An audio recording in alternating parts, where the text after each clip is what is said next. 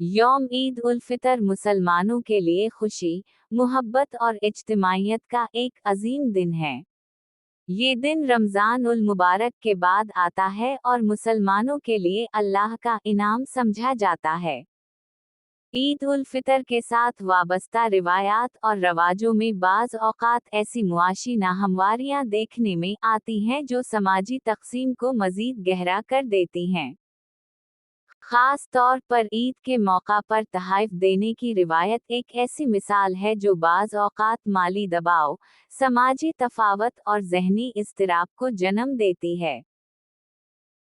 कम आमदनी वाले ख़ानदानों के लिए ईद उल फ़ितर के अखराजात अक्सर तालीम, सेहत और दीगर बुनियादी ज़रूरियात पर असर अंदाज होते हैं।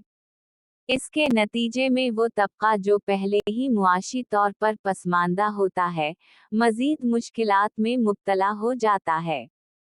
इस तरह ईद उल फितर की खुशियाँ जिनका मकसद सबको शामिल करना होता है, बाज़ अफराद के लिए परेशानी और इज़्तिराब का सबब बन जाती हैं।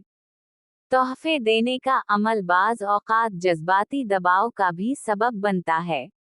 लोग अक्सर अपनी मोहब्बत और ताल्लुकात के इजहार के लिए महंगे तोहफ़े देने को ज़रूरी समझते हैं। इस रुझान से कम वसाइल रखने वाले अफराद खुद को कमतर महसूस करने लगते हैं।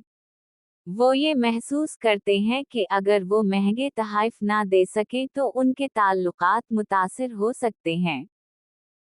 ये रवैया ख़ास तौर पर नौजवानों में आम होता जा रहा है, जो सोशल मीडिया पर दिखाए जाने वाले पुरतायुश तर्ज़ी ज़िंदगी को देखकर एहसास महरूमी का शिकार हो जाते हैं।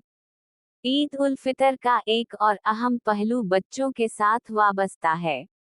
इस मौका पर बच्चों को ऐदी देना एक खूबसूरत रिवायत है जिसका मकसद उनमें खुशी पैदा करना होता है।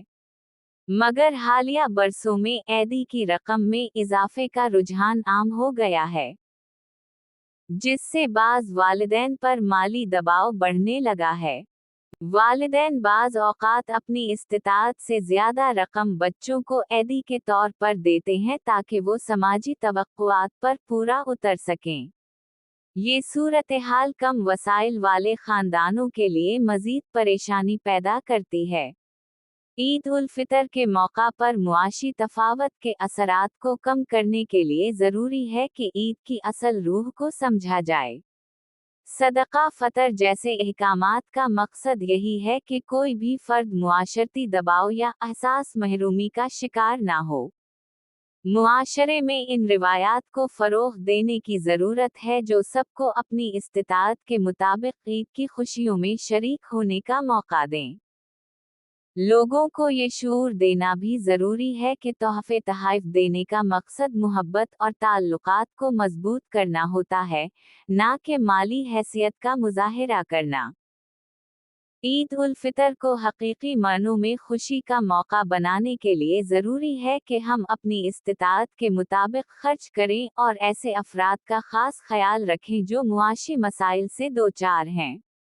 हकीकी खुशी तभी मुमकिन है जब ईद के दिन हर फर्द को इज्जत, सुकून और खुशी का एहसास होता है।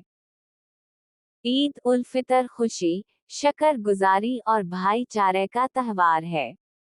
ये दिन हमें सब्र, कुर्बानी और अल्लाह की रहमतों का एहसास दिलाता है। रमज़ान उल मुबारक के बाद आने वाली ये खुशी हमें नेकी, मोहब्बत और खुद को अपनाने का दर्स देती है। इस बाबरकत मौका पर दुआ है कि अल्लाह ताला हम सब की इबादत कबूल फरमाए, हमारे घरों में खुशहाली और अमन कायम रखे और हमें एक दूसरे की खुशियों में शरीक होने की तौफीक अता करे। ईद मुबारक।